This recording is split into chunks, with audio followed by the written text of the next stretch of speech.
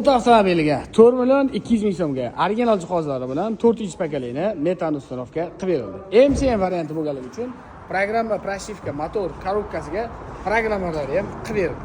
Bu videoni programmasi yo'q degan do'stingizga dirs yuborib qo'yishingiz mumkin.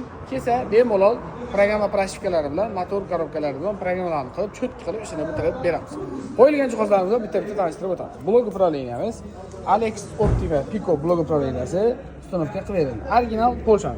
Elektron sistema, map dатчик, suv dатчик, kulchatilgacha Polshaniki hisoblanadi. Tasvirkamiz Vysokoskorostnoy Adax brendiga tegishli original Adax tasvirkasi ustanovka qilib berildi.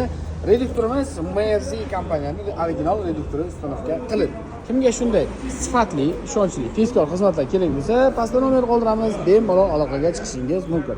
Eslatib o'tamiz, 4 million 200 ming so'mlik aksiyamiz faqatgina kanalimiz a'zolari uchun amal qiladi. Sizda xoh Gentra bo'lsin, xoh Cobalt bo'lsin, farqi yo'q, narxi bir xil kelishingiz mumkin. Pastdagi nomerlardan batafsil ma'lumotlarni olishingiz mumkin do'stlar.